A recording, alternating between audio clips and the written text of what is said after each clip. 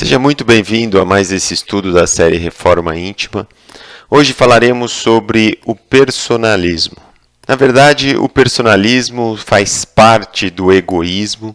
O egoísmo se funda na importância da personalidade, então não deixa de ser uma das formas de apresentação que faz parte, do conjunto de defeitos que nós podemos apresentar. Um ponto muito importante é que o entendimento da mensagem do Cristo através do Evangelho é capaz de nos ajudar a ver a vida, a ver a nossa existência por outros ângulos e então começarmos a perceber o outro, o próximo, aqueles que estão ao nosso lado. Muitas vezes, quando o egoísmo se apresenta de uma forma desequilibrada em nossas vidas, de uma forma exacerbada, nós passamos apenas a nos ver como centro das circunstâncias, como centro das relações, dos grupos a qual nós pertencemos. Muitas vezes temos o personalismo e não é muito fácil de reconhecermos. Com os exemplos que aqui citaremos, pode ser que comecemos então a esse autoconhecimento.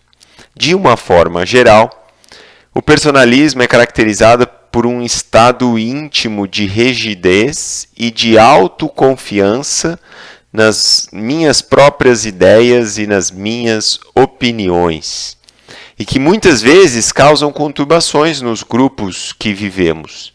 E pode acontecer também de nem mesmo percebermos essas conturbações que nós causamos nos grupos. Aqui nós citaremos alguns exemplos importantes e que facilmente reconheceremos em nós, em um grau maior ou menor, o personalismo. Acreditamos que nossas opiniões ou nosso ponto de vista, a nossa crença, sempre é o certo e é a que deve prevalecer nas nossas relações.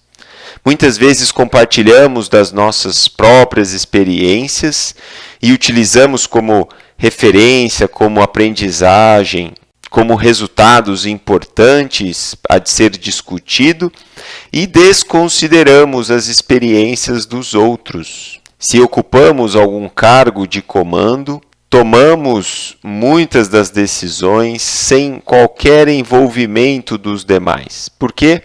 Acreditamos que a nossa ideia, que as nossas convicções devem prevalecer sobre as demais. Agora, se somos subalternos dentro dos grupos, das instituições, negamos muitas vezes a colaboração em algum determinado projeto quando a ideia não foi nossa, ou quando o nosso parecer, a nossa opinião não é aceita no grupo.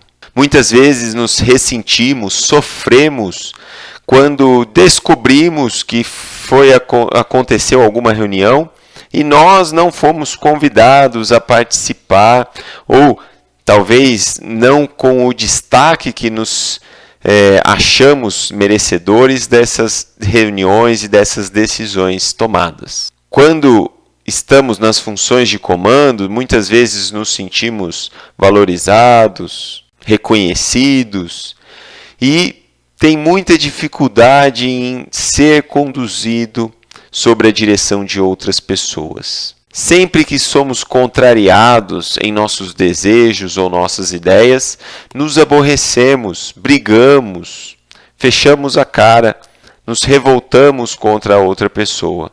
Muitas vezes achamos ou agimos como se pudéssemos dispensar a cooperação de outras pessoas, de outros integrantes do nosso grupo. Agimos com teimosia, com birra, revivendo, trazendo questões já passadas, de brigas, de conflitos ou de decisões que nós não concordamos no passado, ou que a nossa opinião fora diferente e não foi seguida, e trazemos esses assuntos a toda hora para mostrar a nossa superioridade e fortalecer a nossa opinião.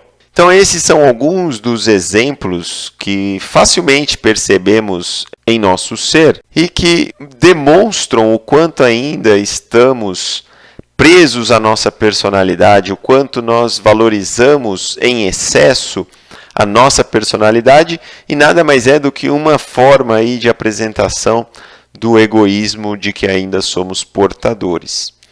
E aí é muito importante, além desse autoconhecimento, de ver isso em nós, é muito importante que saibamos as consequências disso em nossas vidas. Primeiramente, existe um prejuízo muito grande para as organizações, seja uma empresa, uma instituição social, um grupo religioso. O personalismo é um dos grandes obstáculos aos trabalhos sociais, aos trabalhos nas empresas, porque se perde o potencial do grupo, o potencial das pessoas que compõem um grupo, porque gostamos de ser o centro das decisões e fazer as coisas da nossa forma. E com isso, sempre o grupo perde como um todo. Então é muito comum, até mesmo, nós estamos falando do Evangelho, dos templos religiosos, dos grupos religiosos, é muito comum termos brigas, discussões sobre a condução dos trabalhos e que acaba se dividindo vários grupos, enfraquecendo de uma forma geral todo o trabalho. Então, existe um grande prejuízo nas organizações devido ao nosso personalismo. Outro ponto importante é que quando nós não reconhecemos e não trabalhamos esse personalismo, nós nos fechamos para a diversidade, para o outro, para novas ideias, novas opiniões, novas formas de fazer as coisas, de aprendizados, e nos limitamos, perdemos o nosso grande potencial de crescimento e de aprendizagem. Isso também traz uma dificuldade na construção de vínculos, porque nos tornamos pessoas difíceis, insuportáveis. As pessoas não querem estar ao nosso lado quando temos esse personalismo exacerbado. Então, de uma forma geral, podemos ver o quanto que o personalismo limita o nosso potencial. Tanto em relação ao trabalho, aos frutos do trabalho, porque muitas vezes perdemos a capacidade e a potencialidade dos grupos, porque nos fechamos para novas oportunidades e aprendizagens em nossas vidas, e também nos trazendo aí uma solidão de vínculos, porque as pessoas não querem conviver, estar junto com alguém que só consegue enxergar a si próprio, não consegue conversar sobre outros assuntos, outras pessoas, mas apenas sobre suas experiências, sobre suas habilidades, seus sucessos, então tornando aí uma grande dificuldade de vínculo, limitando ainda mais o nosso potencial e o nosso crescimento. Então, esse é um defeito, consequência do egoísmo, e é muito comum em todos nós. Então, estejamos bastante atentos sobre o personalismo, essas ações que muitas vezes nós realizamos decorrentes do personalismo que temos dentro de nós. Primeiro passo é reconhecer, segundo passo, ver as consequências negativas que isso traz para a nossa vida, para que então comecemos um processo de aprimoramento e de reforma íntima. Obrigado a todos pela atenção e até o próximo estudo.